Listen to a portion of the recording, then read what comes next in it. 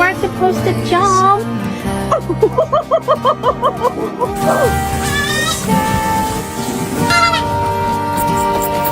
Hateful thoughts and a lust for blood.